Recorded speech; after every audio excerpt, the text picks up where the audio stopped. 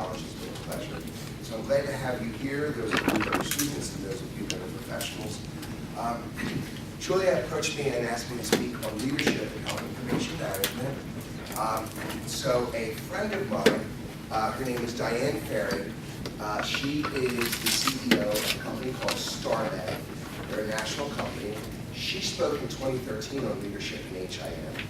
And I asked Diane if I could start with her presentation and then adapt it, change it, make it a little bigger, a little longer. So I kind of feel like I'm co-presenting this presentation with Diane, but she's invisible.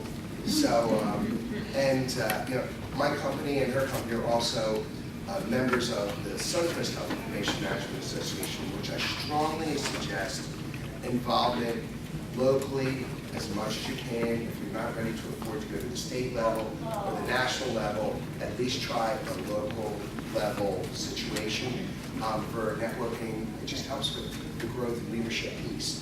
So thanks, Diane. Where to point it at? There we go. Is that back? You skipped one. I skipped one? See, I knew they should have given me a comment. The backspace on them.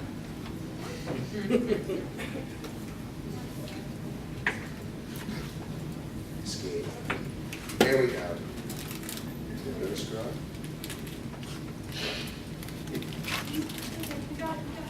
Usually they give me a clicker that has one button. What is the button I get? Just the center? Just like. Give me that one. That. Oh! This is one of the things I'm going to be talking about today is even though I'm the CEO of the company, I can't operate a lot of things. I went around the office the other day and I asked everybody where my glasses were and I had them all. So, all right. So I had a conversation today and I was changing some of these slides around with another tenured professor from another college that I am on the HIT advisory board. And her name is Debbie Slasarchak. And Debbie said, I've known Debbie when she was a client of mine. I've known her 25, 26 years at Camden County Colleges in New Jersey.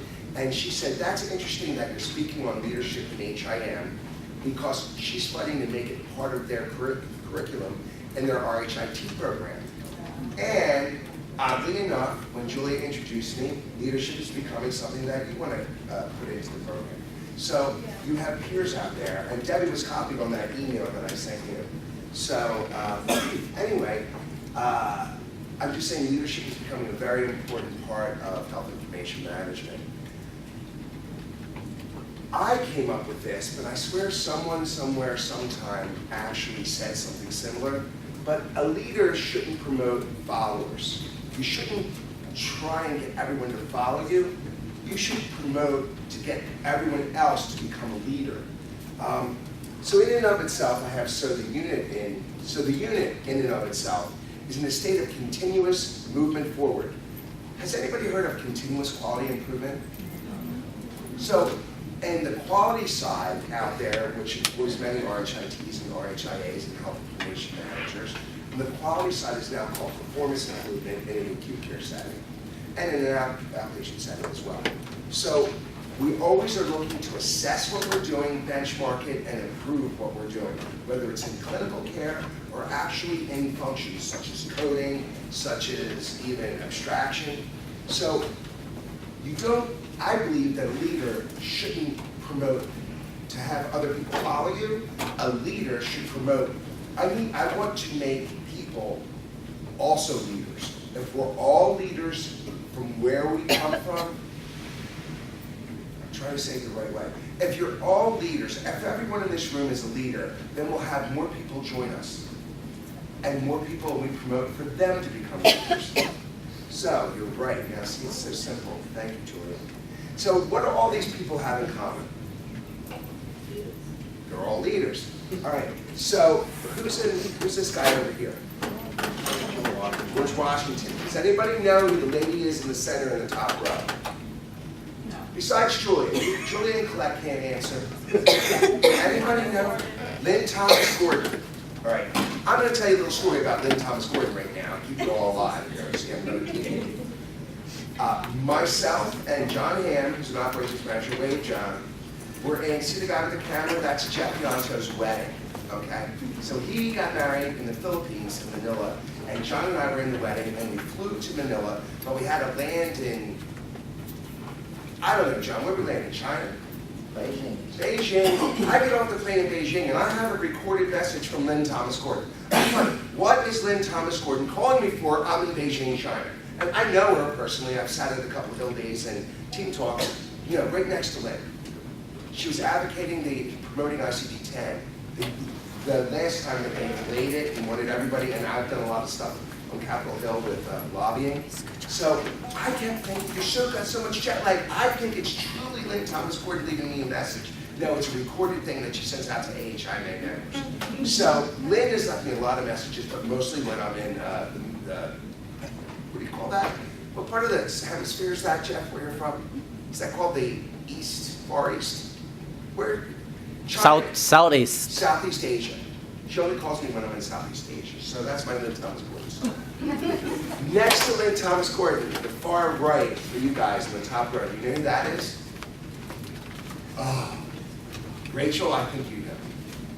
No? All right, I can't let Julia answer. You don't know who that is. Now I'm really concerned about this program.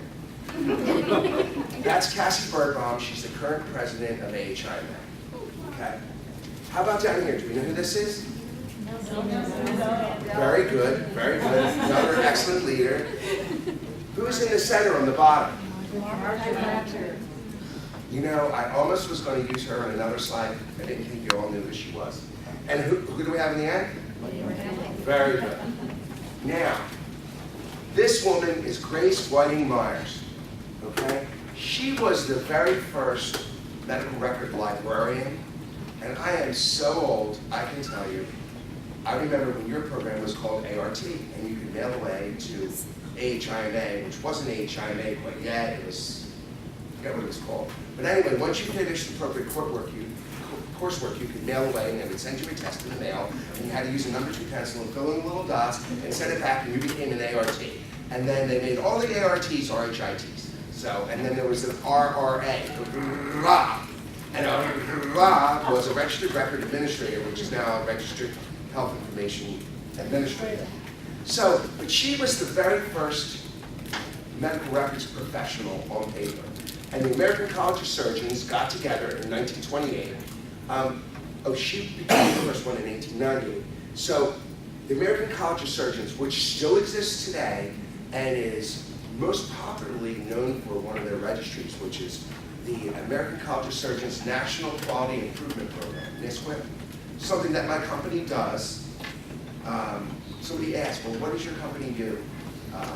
We're involved with a lot of things. We hire coders, we staff coders.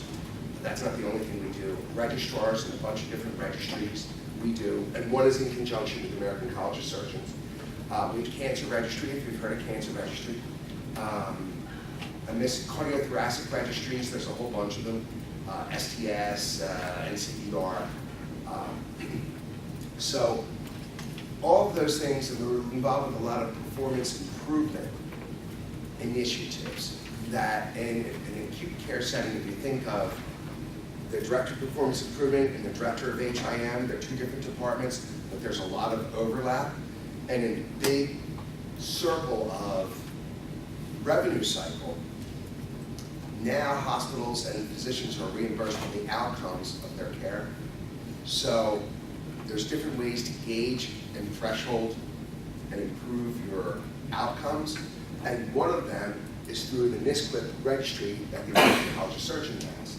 So what I'm saying is it all comes together. Way back in 1928, the American College of Surgeons knew we needed health information professionals. And now we still use a tool that they have come out with. And interestingly enough, the Department of Defense is the one that the American College of Surgeons created for the NISQIP registry, the National Quality Improvement Program, mostly used with surgery outcomes. I'm trying to educate you on a little bit of stuff. So that is Grace Whiting Myers. Did you guys ever hear of her before? You did. The one, do you teach Grace Whiting Myers? No. Did you know who she was? Yeah. Do you know how hard I Because had? she's in Edna Huffman's book, but that one doesn't need it. It's true, Kaufman's book. But what's interesting is I couldn't find a picture of her for my presentation today. So I was going to use Margaret Thatcher, figuring you guys would know who Margaret Thatcher was, and I'd say it was Grace Whiting Myers. Funny enough, my friend Diane, that I changed her presentation around, she had a picture because, now a little aside, I'll tell you a little story, keep you interested. When you're a director of medical records or health information management, occasionally you have to go to court to bring a record because it's been subpoenaed, a medical record, and you actually have to appear in court. So Diane Ferry, my friend that owns StarMed now, she was the director of medical records at Lankenau Hospital, and she was subpoenaed to appear in court with the record, and she, being the custodian of the record, she brought the record to court. And it's funny as anything. The lawyer said, Diane said, in court, she said, I'm the director of medical records. And this is pre-HIPAA, and she said there were certain things she couldn't release the record for. And the lawyer wanted the whole record released, and Diane only could release certain things that the subpoena outlined. And the lawyer, the opposing counsel said, what, did you go to medical records school or something? And Diane said, yes, I did. I went to medical records school. She was an RRA at the time. There is such a thing as medical records school. So that's Grace Whiting Myers, another leader. And if it wasn't for her, we probably wouldn't all have this profession and be here today. That's nice. That slide had a bottom. Here it is. Look at this. This is the tricky thing in Diane's. I didn't know it was set up. All right, the definition, it's always good to start off with the definition. This is straight from the dictionary. The definition of leadership, and that's what we're talking about today, is the power or ability to lead other people. Motivation towards a common goal, very important in leadership. Leadership is the art of leading others to deliberately create a result that would not have happened otherwise. But if we're all leaders here, and we all have a common goal, and we all achieve it together, you have ownership of that.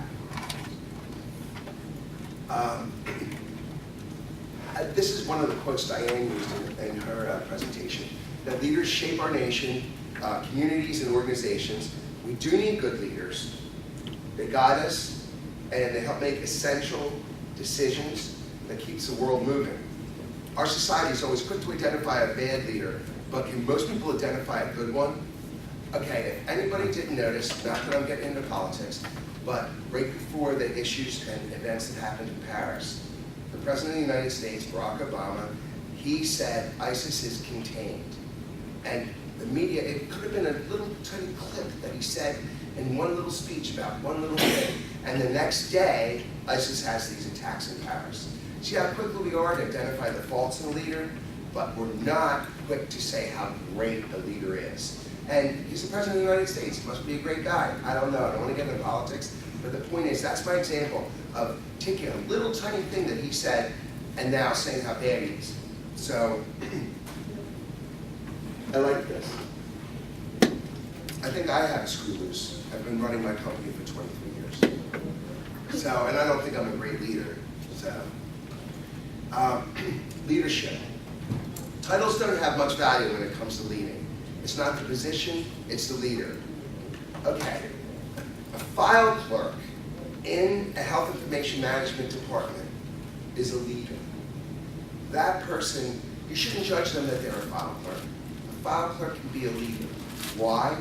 I'm talking in a manual file setting. Say you're in an ambulatory office where my radiologist is completely manual. I walked into their HIM department.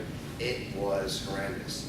But that file clerk, she was brand new. They had lost chest x-ray thing done for me. And I walked in, and she said, I am brand new. Please don't be mad at me. You probably have a complaint. But I'm going to do the best I can today to help you without even talking to me. And right away, I warmed up because she's brand new. You know, she is explaining her position to me, and she's the leader of that file group. I didn't walk in thinking, clerk, get me this, because her title's clerk, or her title is coder, or her title is anything else. She was a leader in her position. So I I don't want you to walk away categorizing, you know, this, walk into Publix and that person is the cashier.